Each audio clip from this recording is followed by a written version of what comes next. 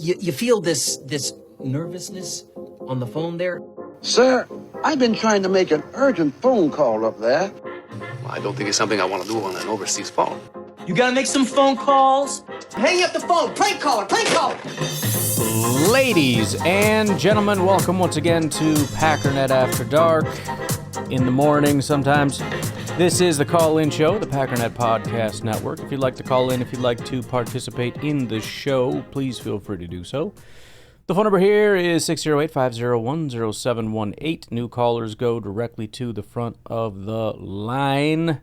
We don't have any new callers today. By the way, if you're just tuning back in and you're a little bit confused with the lack of content, obviously if there's some big news, I'm going to do a show on a Saturday or Sunday or something, but I'm kind of paring down on the weekends a little bit because the downloads are always a little bit lower, even during the season on the weekends. So I'm leaning on calls / if I'm going to give myself a day off, it'll be sometime on the weekend. So that's kind of where we're at. We'll be doing that, obviously, for the next couple weeks. And then once, obviously, the plan is once training camp kicks off, it should be 7 days a week, twice a day, until the end of the season. So in the meantime, feel free to get your calls in. I see we got calls are kind of picking back up again a little bit, although not doing After Dark kind of helps that, but appreciate that. Let's get started with Jared, the Uber driver, a.k.a. Dur Trader. Fudge you, Jaire Alexander. I'm sorry, taking $6 million to be with the Ravens, and you couldn't even go down to, I don't know what prices they were going down to for the Packers, but you couldn't go down and maybe be paid just twice as much comparatively. Well, it's funny, and I might talk about this tomorrow because it just kind of dawned on me. I mean, we were getting little individual pieces and all that, but Jaire's dad said, we absolutely wanted to stay in Green Bay. He was willing to take a pay cut to stay in Green Bay. We would have stayed in Green Bay for $8 million. Wait a minute. What are you talking about here? It sounds to me, based on your market value, that you actually wanted the Packers to pay quite a premium. I don't know if anybody was willing to pay $8 million, and obviously the main contention on your end was the guarantees. So you wanted $8 million from the Packers, plus presumably at least a decent chunk of that, I'm guessing at least $4 million guaranteed. So that's the other thing when you look at it from the other side, and it's like, well, the problem is they only wanted to give us $4 million up to $6 in incentives, but no guarantees. And the Ravens gave us guarantees, and so there you go. And the only reason we didn't sign is because there were no guarantees. And it's like, well, it seems like there's a secondary reason, which is you wanted 8 from the Packers, if I'm not mistaken on that. What the crap is that? Okay, sorry. I love Jaire. I do too. Just 100%. You're taking a discount to play with Lamar Jackson, even though I'm pretty sure he likes playing with Jeff Hafley as his coordinator. Yeah. So I'm happy if this takes away any of the locker room. It is unfortunate because I do think, as far as I know, the relationship between him and LaFleur were fine. The relationship between him and Jordan sounded like it was great. I know they're on opposite sides of the ball, but he's still the leader of the team. It seemed like the locker room in general seemed to really like Jaire, and it kind of went both ways. As far as I could tell, he liked Hafley. It really seemed like the issue stemmed with the training staff.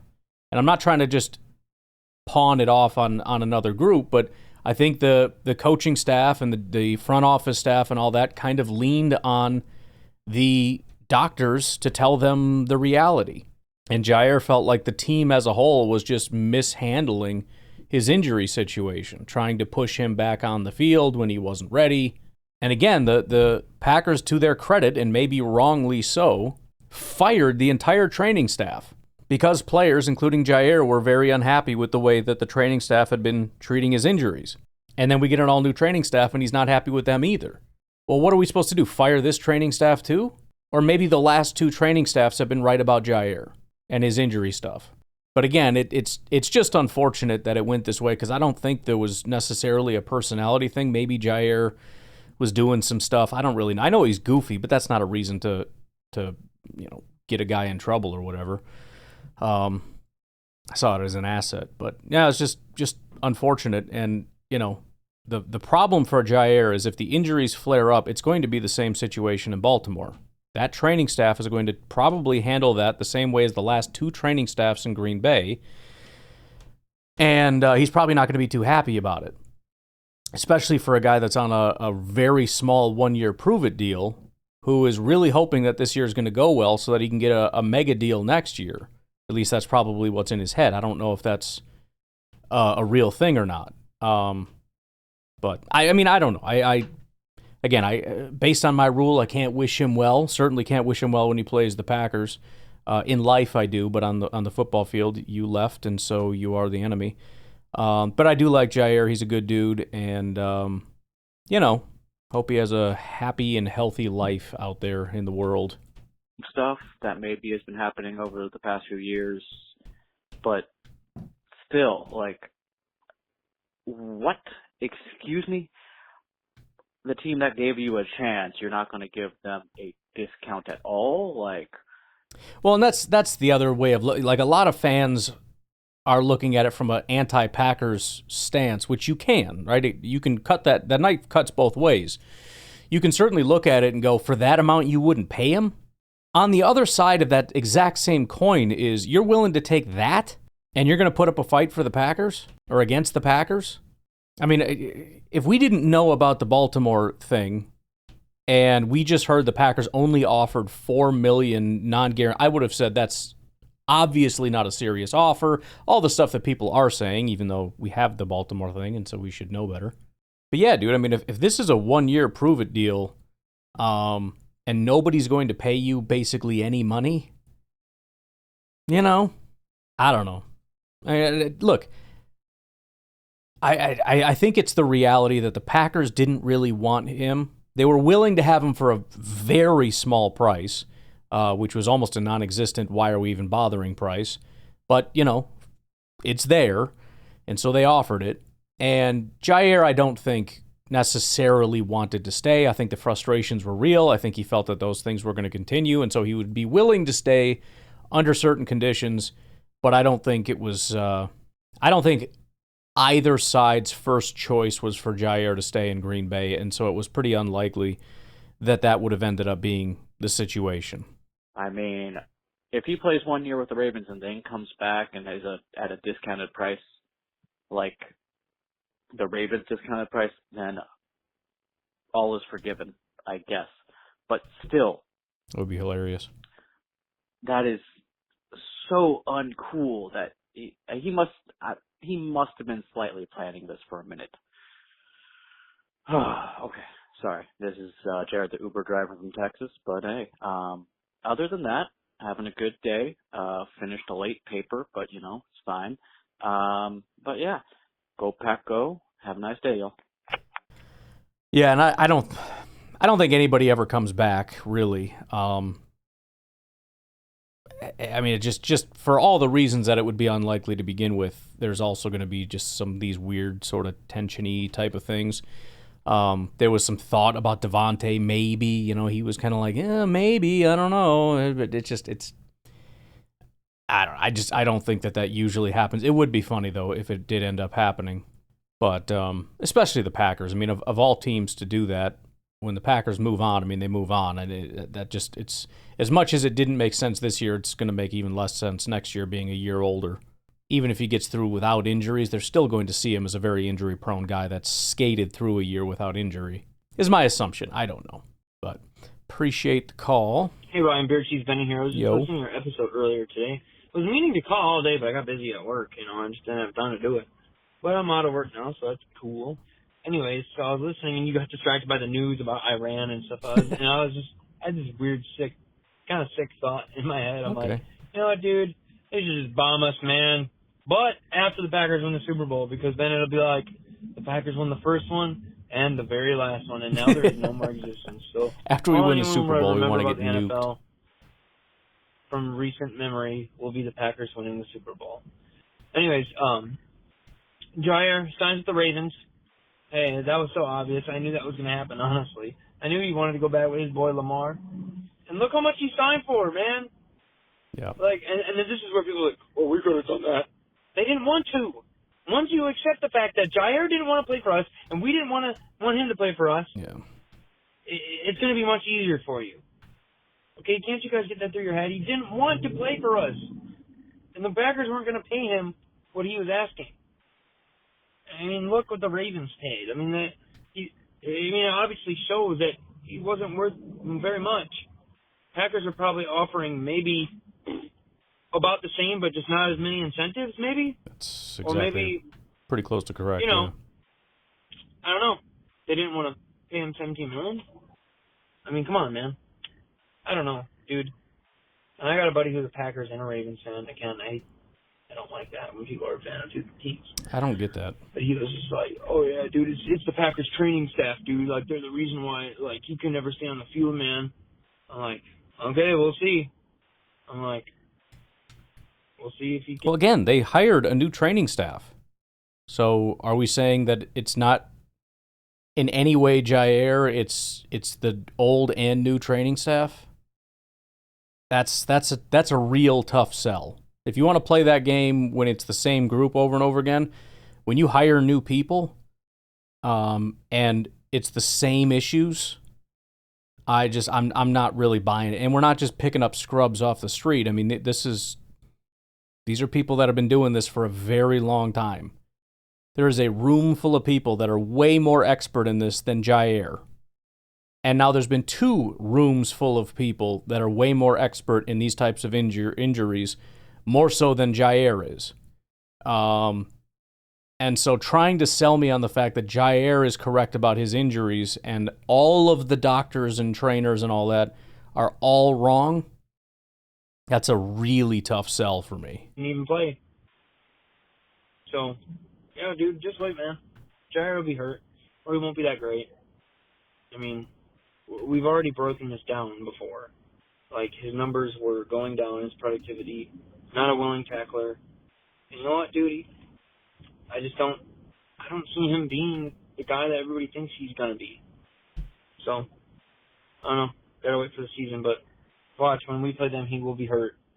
And we won't even face him. I mean, if history tells us anything, that's probably the case. Although, again, there's the whole Saquon thing where it's like, I was like, Saquon is not as good of an option. The guy can never stay on the field. And, of course, the Eagles go and get him, and the guy doesn't miss a single snap. Stuff can happen. You never know. But, again, at the end of the day, it's not a matter of what ended up happening. It's a matter of today, right now, where we stand. Do you trust that he's going to be able to stay healthy? And saying no to that is probably the right answer. You can't trust it. You can hope for it and you can wish for it. And like Gudikun said, we've been betting on that for the last 2 years now and have been proven wrong.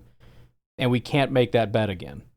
And so that's where the lack of guarantees comes in, because they're essentially saying we are not going to make that bet again. We're not. And so if you want to stay, that's fine. But there will not be guarantees in this because we're not betting on you being on the field at all. So if we're going to give you a roster spot, then we're certainly not going to give up a bunch of extra money for that as well.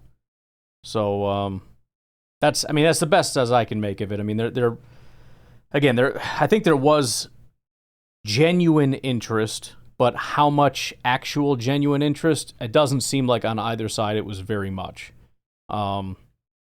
Again, you always leave your options open. It's the best way to do things on both sides. There's no point in just cutting anybody off. Leave the door open, see what can happen. But, when you really look at it, it doesn't look like a thing that was ever going to realistically get done. All right, let's take a break. We'll come back. We got TJ from Alabama. Hey, Ryan, TJ from Alabama. Yo. Just driving in, feeling a little gratitude today, so I just want to express some of that gratitude. Starting with you, I can honestly say that your podcast, specifically your podcast, is my favorite podcast to listen to. Well, thank you. It's the only place where I can get the right amount of fandom actual critical thinking and logic, and ranting. I can get one of those three really easy. You can't really get all three at the same time, but I mix it up a little bit for everybody because I think ranting and critical thinking are two things that are really hard to balance at the same time. Get a little reckless out there sometimes. There's a fair amount of two of the three. Yeah. But Packernet is the only place where I feel I can get 3 out of 3, yes. And I greatly appreciate it. I also appreciate, listen to Packernet After Dark. I'm sure that all callers have their favorites and this, that, or the other thing, but I can honestly say, I enjoy Nico. I enjoy Chris from Alabama. I enjoy Omar the firefighter, and I enjoy 1265 Fan, especially when she's kind of laying into you and kind of criticizing you a little bit or getting on you a little bit. I appreciate that as well. Yep. I also appreciate Mark Murphy. When Mark Murphy first took over in the first little bit, the howdy-doody kind of looking, feeling, acting kind of thing was slightly off-putting just at the very, very beginning, but shortly thereafter, greatly appreciated him. Obviously appreciated what he's done with the Titletown District and all that stuff for keeping the Packers viable and bringing the draft to Green Bay, and greatly appreciate and enjoy the no filter that he would have where he would just say stuff that, you would expect a fan to say or something of that nature. So greatly appreciate that. I appreciate Goot and LaFleur. Just want to jump in real quick on the Mark Murphy. I do know what you mean, and I think a lot of people were that way as far as being kind of, oh, shoot. I pushed a button, and it just, we'll find out where we left off. The howdy-doody thing, as you put it, I do think that put a lot of people off because they saw him as just kind of like a doofus, but I think he was genuinely a good businessman. I don't think it was an act for him, which I really appreciate, because some people, they put on an act, they speak a certain way, they act a certain way, and to me, he was just like a grandpa. He kind of reminded me of my grandpa, which is why I maybe liked him more than most. I don't know, but it wasn't an act. He's not trying to look a certain way or act tough or professional or like, I'm a real businessman, He didn't take things too seriously, And so that's a great place to be, in my opinion, to be a great human, especially as a Packer, a representative of the Packers, because that's a thing. You look at guys like Bart Starr and whatnot. Leroy Butler. These are just good human beings. He's a good guy that is not all about his ego and all this stuff. But on top of that, what matters is you do have to be good at your job. And by all accounts, as far as I can tell, he's been good at his job. I can't think of a single thing he's done wrong. Not that we get to see it as closely as we can see like LaFleur or Gutekunst do their jobs. But, Titletown District, I think, has been phenomenal. The NFL draft was beyond, that was a grand slam. It was very well done. I know the NFL handles a big portion of that, but just the fact that he got it, he fought tooth and nail for it and got it here is incredible, and then made it not a laughingstock, which everyone thought it would be. Exceeded, I think, everyone's expectations. It certainly exceeded mine. I didn't expect it to be terrible, but I thought it would be one of those things that it's like, okay, it was a token thing we threw at Green Bay, but it was a struggle, and it was all these things, and I just don't know if we want to do that again. That was not the case at all. So, I think that's a perfect mix if you can pull that off. See a lot of coaches and whatnot try to have this sort of swagger or bravado the way they handle things and try to act confident and act tough, or GMs or whatever the case is, and he's just laid back. He's kind of like that Mike McDaniel, but in a better way. I'm not a big fan of Mike McDaniel's personality, but there is that element of just like, I'm just me, man, and the me with Mark Murphy is just like a really nice grandpa. So I've always appreciated him. He seemed to be a good businessman, a great leader. Everybody from the players to the staff respected him, which is a great sign of a great leader, and a guy that did his job phenomenally well. It's going to be hard to top Mark Murphy in checking all those boxes. I appreciate Goot and LaFleur. If teams and fan bases were truly honest with themselves, and even the Green Bay Packer fan base was honest with themselves, it's Goot and LaFleur as a combo. I don't think there's more than 3, 4, 5 teams that have a better situation than Gute and LaFleur as far as that combination. Sure. And if you look at and I realize win-loss record isn't the only thing, but it's pretty important, the whole win-loss thing. Yep. And Packers are in the top 5. If you look at the last 5 years, they're top 3. If you look at the last 7 years, they're top 5 as far as wins in the NFL. Sure, haven't won a Super Bowl. Obviously, the Chiefs bogarted that for most of that time. Yep. But really appreciate Gute and LaFleur, and I absolutely believe they're a top 4. And I'm really looking forward to the season. And I think we got a really solid offense, and there's some questions on defense. But overall, I'm really anticipating this year. That's it. Thanks, Ryan. Go Pack, go. Well, I appreciate the call. It's good to have appreciation calls once in a while, even if the thing you appreciate is callers calling in giving me a hard time. But, no, I appreciate you, TJ. And yeah, I mean, obviously the immediate critique is going to be, but they don't win when it matters, or something to that effect, to which, look, there may be a difference between winning small and winning big in terms of like big picture roster construction or whatever. I doubt anybody that's critical of that can point to the specific thing the Packers are doing wrong.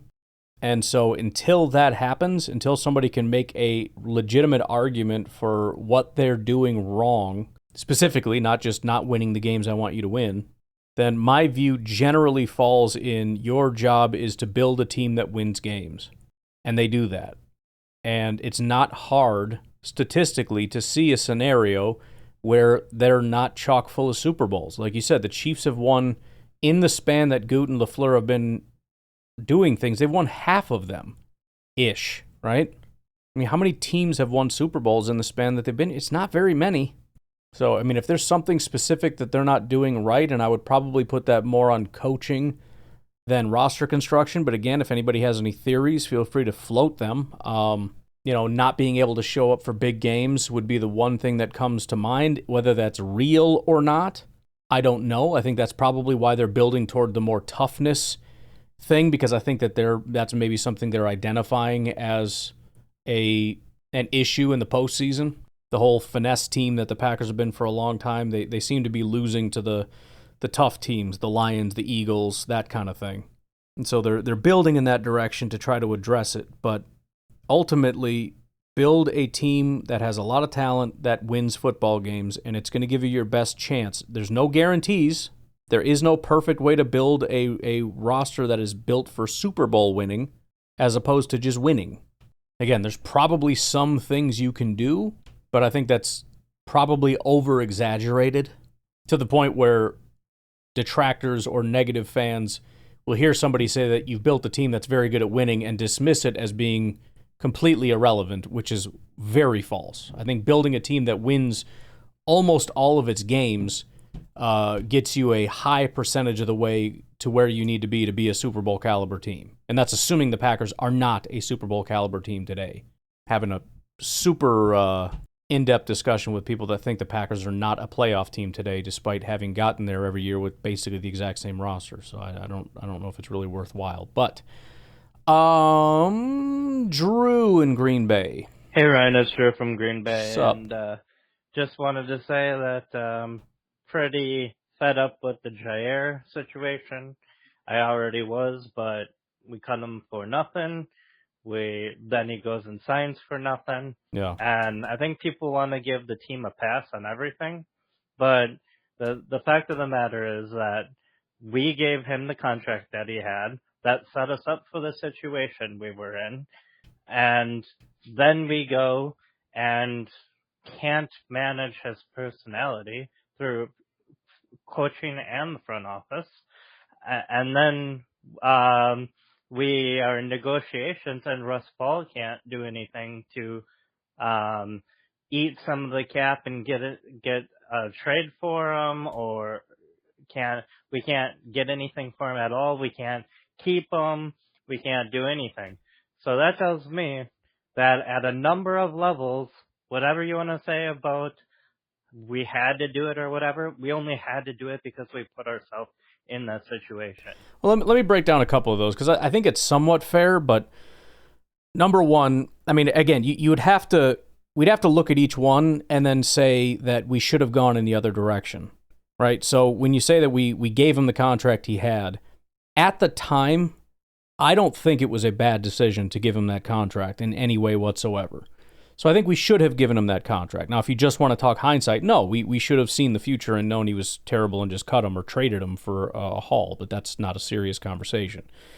So I think giving him the contract was the right decision. As far as not being able to manage his personality, I don't know, because I don't know how much that really played into it as opposed to the injuries.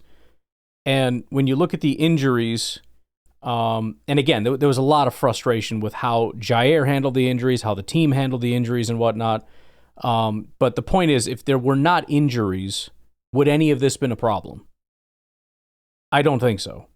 And as far as what could the team have done better, and that ultimately is the question all the way through. What should the team have done better specifically, as opposed to just saying openly they just do better?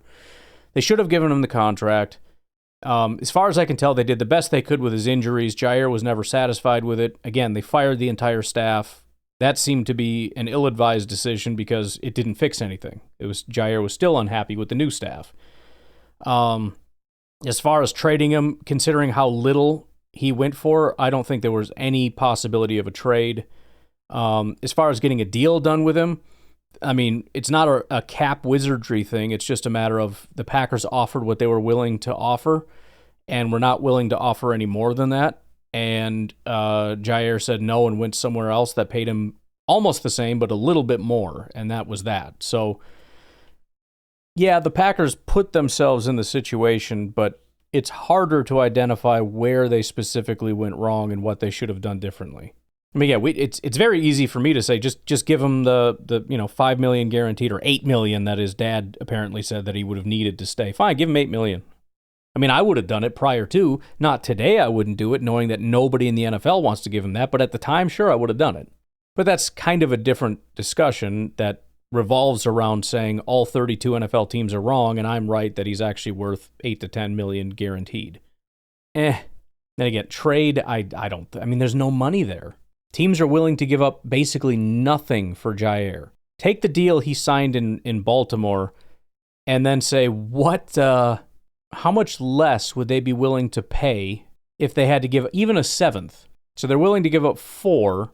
If they had to give up a seventh, what are they going to pay Jaire? 3? How are we going to get the price down from his current contract low enough? I mean, we would have paid basically all of his contract just to get some very, very low pick, and I don't think there's anything there. There's no room to make any kind of a trade. And again, as far as could the Packers have got, I mean, it's very easy. Anybody could have got a deal done. Just give him more money. The point is, though, the Packers weren't willing to do it. So it's not that they couldn't find a way. It's just that they were too far apart on their agreements. The Packers said, this is what we're willing to offer. Jaire said no. Jaire said, this is what I want. The Packers said no. So, I'm sure there were mistakes made somewhere along the line. I can't necessarily identify them, and I tend to see it more as an unfortunate situation caused mostly by a series of injuries that took place with Jaire. Because again, if the injuries didn't happen, none of this would be a problem.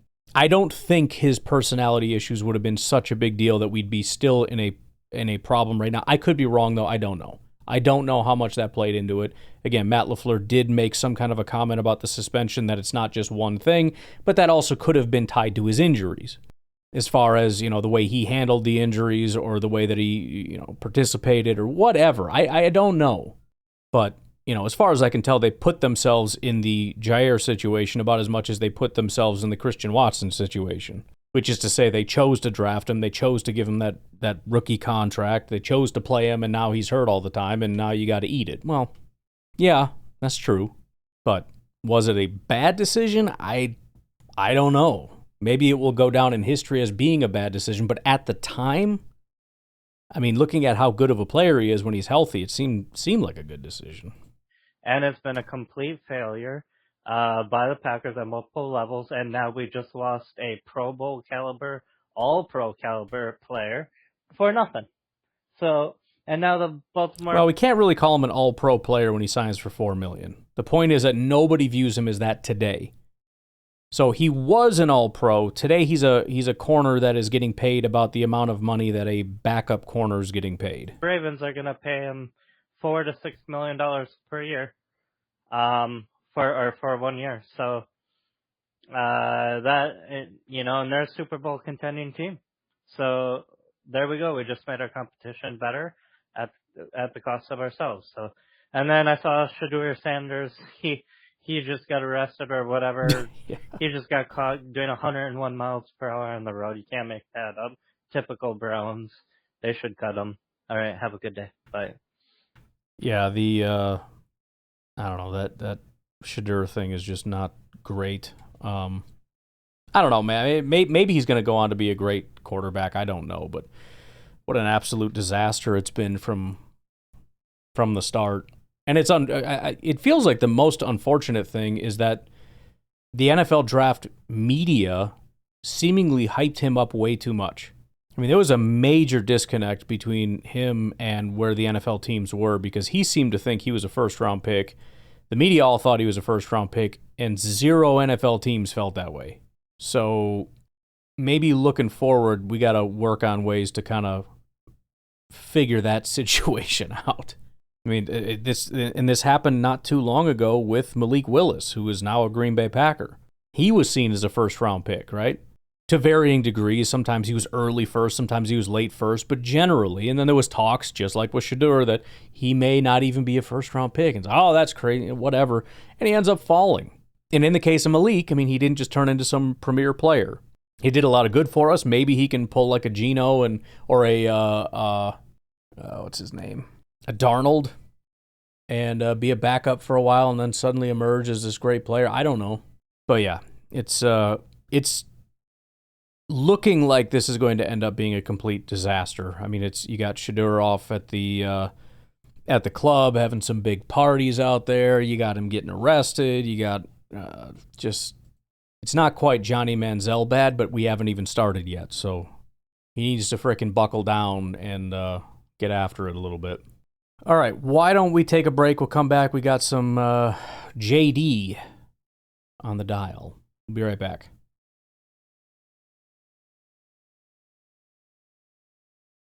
What's up, Ryan? This is Music Man James. What's up, man?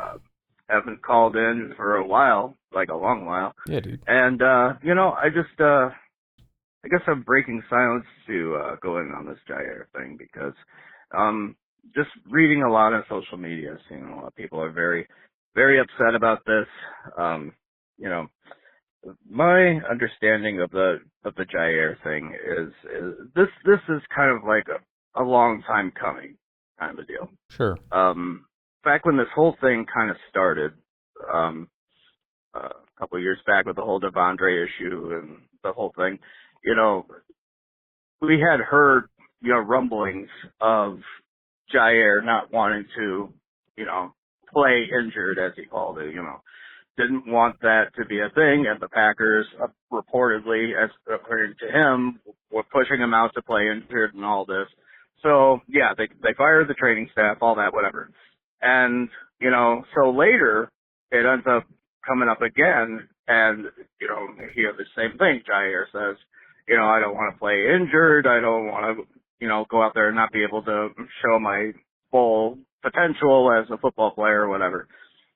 And so the Packers, that basically over the past couple of years, have been saying, yeah, but, you got to play. A lot of players play injured. That's just kind of how it works.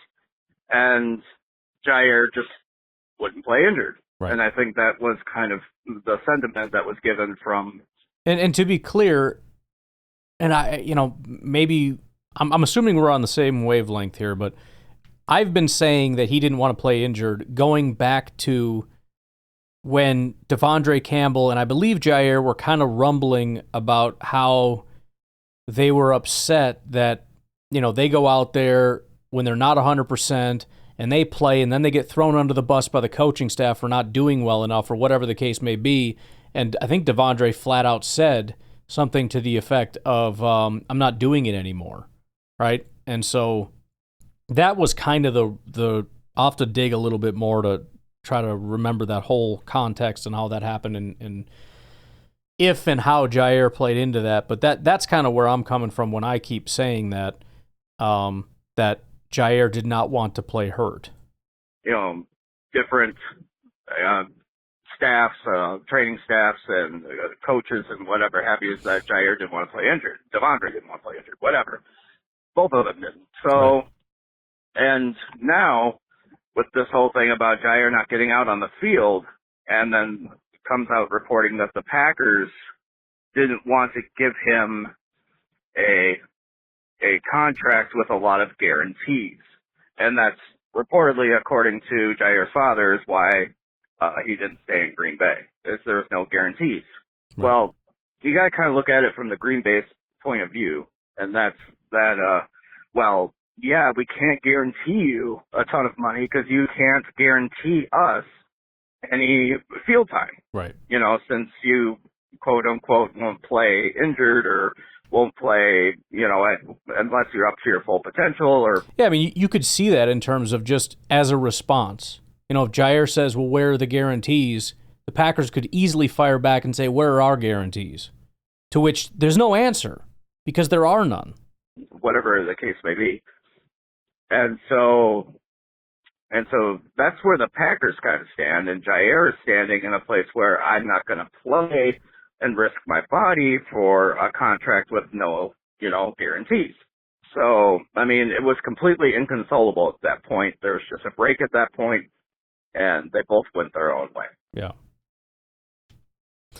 That was good timing on the 3-minute monster there. But no, I agree. I think that's the point. And again, it's not, it kind of seems like it's not just the Packers, it's everybody, right? I mean, it wasn't just like, well, the Packers are just not really willing to pay anything because of his injury stuff. Nobody was. Baltimore gave him guarantees. They guaranteed him 50 cents. They guaranteed him almost nothing. Do you see how small that contract is? That's kicker money, bro. Jaire's out there making kicker money.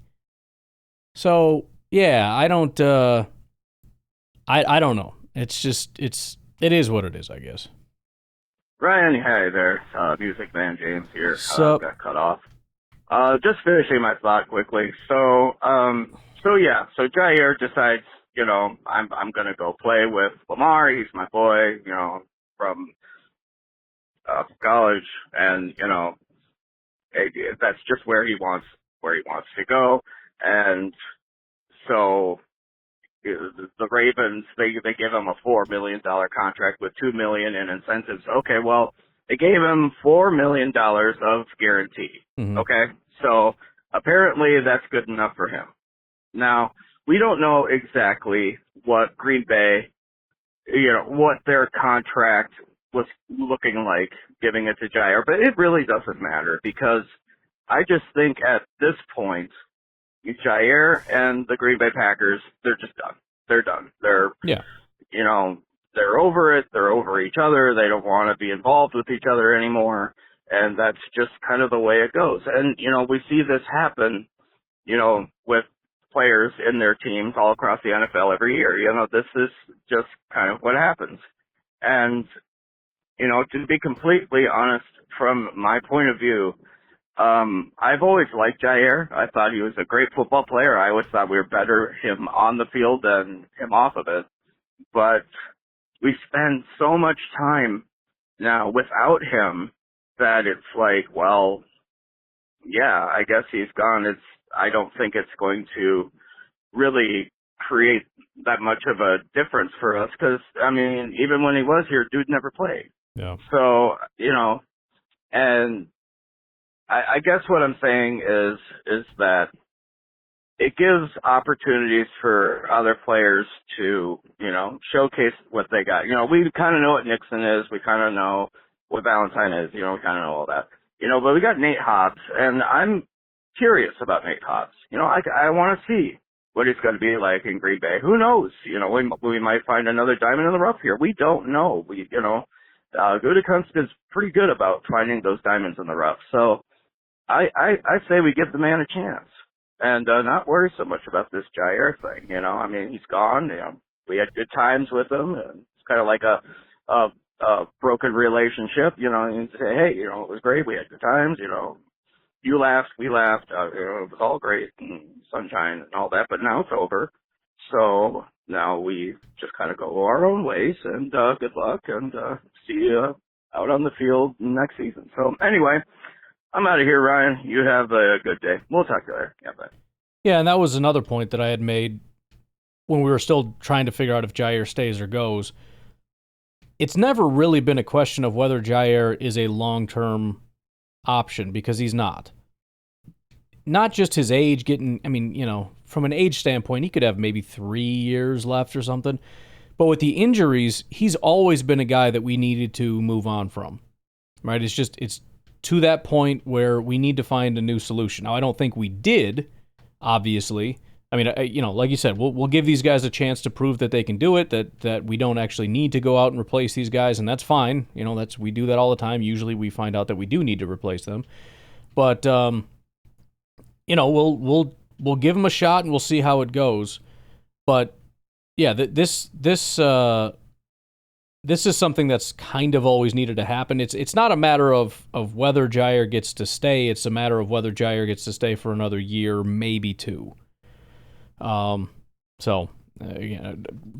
Talked about this issue from every angle, so might as well bring that one up as well, I suppose. I tell you what, why don't we call it? Because we got a bunch of, we got sort of multiple calls from people, so we'll leave it at that for today, and I'll talk to y'all tomorrow. Have a good one. Bye-bye.